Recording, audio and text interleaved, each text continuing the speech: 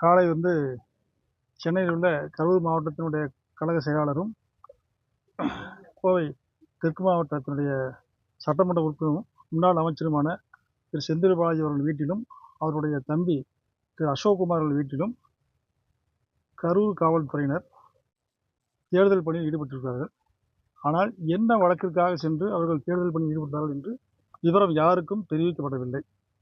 இது சம்பந்தமாக எங்கள் சென்னையிலிருந்து வழக்கறிஞர்கள் நாங்கள் தொடர்பு கொண்ட பொழுது கரூர் காவல்துறையினர் தான் அங்கு சென்று தேடுதல் வேலையில் ஈடுபட்டார்கள் என்று தெரிய வந்தது.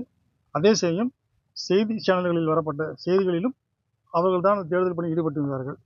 இது சம்பந்தமாக இன்று மாலை கரூர் மாவட்ட வழக்கறிஞர் பிரிவில் சேர்ந்த சுமார் நாங்கள் 50க்கும் மேற்பட்ட வழக்கறிஞர்கள் கரூர் மாவட்ட காவல்துறை கண்காணிப்பிடம் என்ன வழக்குக்காக கரூர் காவல்துறையினர் அங்கே தேடுதல் பணியில் ஈடுபட்டார்கள் என்ற விவரத்தை தெரிந்து கொள்ள கேட்டபொழுது காவல்துறை கண்காணிப்பாளர் கரூர் காவல்துறையினர் அங்கு சென்றார்களா என்று திருப்பி எங்களை கேட்கின்றார். அவர் ஒரு கரூர் மாவட்ட காவல்துறையிலிருந்து போலீஸார் போயிருக்கிறாங்க.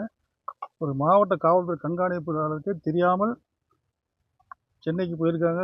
சென்னைக்கு போய் தேடுதல் பணியில் ஈடுபட்டிருக்கிறாங்க. அதை ஒரு கண்காணிப்பாளர் தெரியாது என்று சொல்வது வியப்பாக இருக்கிறது. அதே போல் பின்னிட்டு அவரே சொன்னார். என்ன சொன்னார் அப்படின்னா, ஒருவேளை போயிருந்தாலும் போயிருக்கலாம், இல்லை என்றால் அவரை நீங்கள் கூட்டி திரு அசோக்குமாரை கூட்டி ஆஜர் செய்யுங்கள். எங்கு ஆஜர் செய்வது என்று கேட்டபொழுது, சென்னையில் ஆஜர் சென்னையில் கமிஷனர் ஆஃபீஸில் ஆஜர் செய்யுங்கள், இல்லை என்றால் டிஜிபி அலுவலகத்தில் ஆஜர் செய்யுங்கள் சொல்கிறார். என்ன வழக்கு என்று தெரியவில்லை, எங்கு நடந்த வழக்கு என்று தெரியவில்லை. எந்தவும் தெரியாமல் அவரை கொண்டு போய் அங்கு ஆஜர் செய்யுங்கள், இங்கு ஆஜர்கள் என்று சொல்வது சட்டத்திற்கு ஒரு முரண்பாடான விஷயம். ஒரு தேவைப்பட்ட சம்மன் போட்டுக்கலாம், சம்மன் போட்டு அவர் ஆஜராகலைன்னா அதுக்கப்புறம் இவங்க தேடுதல் வேட்டைக்கு போயிருக்கலாம். எதுவுமே இல்லாத போய் இவங்க காவல்துறை சட்டத்திற்கு விரோதமாக செல்வது இது அரசியல் பழிவாங்கும் நடவடிக்கையாக பார்க்கப்படுகிறது. கரூர் மாவட்ட வழக்கு திமுக திராவிட முன்னேற்ற கழகத்தின் வழக்கறிஞர் பிரிவு இதுபோல பல வழக்குகளை சந்திச்சிட்டாங்க. ஆனால் இந்த வழக்குகளையும் நாங்கள் சட்டப்படி எதிர்கொள்வோம். இந்த பழிவாங்கும் நடவடிக்கையும் ஒருபோதும் கரூர் மாவட்ட திமுக வழக்கறிஞர் அஞ்சாது. அதை நாங்கள் முறைப்படி சட்டப்படி சந்தித்துக் கொள்ள வேண்டும்.